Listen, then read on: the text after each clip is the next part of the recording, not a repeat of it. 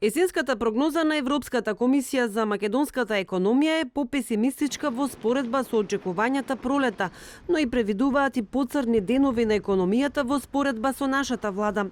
Според Европската комисија, македонската економија ќе се соочи со пад на БДП од 4,9%, што е за 1% поен полош од првичните прогнози. Ќе се зголеми дефицитот и јавниот долг, а најпроблематичен ќе биде извозот. Анализите на комисијата покажуваат дека поради епидемијата од коронавирусот невработеноста е зголемена, но сепак не толку како што првично се стравуваше. Ако е за утеха, Македонија во пролетните прогнози на Европската комисија се проценуваше дека ќе има зголемување на невработеноста на 18,1%, но сега очекувањата се пооптимистички 17,3%. Со оглед на значителната владена поддршка за вработувањето, загубите на работни места предизвикани од кризата најверојатно ќе останат благи и во втората половина на годината. Падот на вработеноста беше мал во вториот квартал, бидејќи пред се странски компании ги задржаа своите квалификувани работници на платниот список.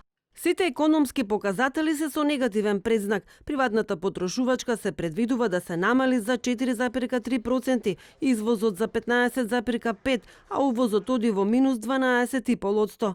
Дефицитот во буџетот ќе биде 8,6%. Единствено, пораз годинава се предвидува кај јавната потрошувачка за 3,3%.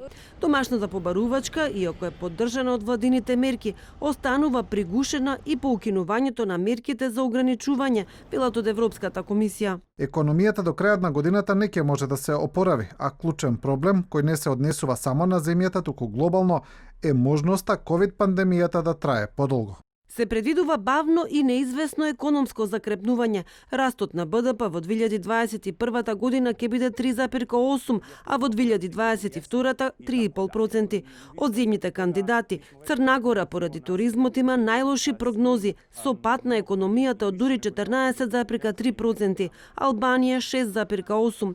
Србија најдобро ќе ја помине кризата. Економијата таму се очекува најмалку да забави, проектиране минус од само 1,8%.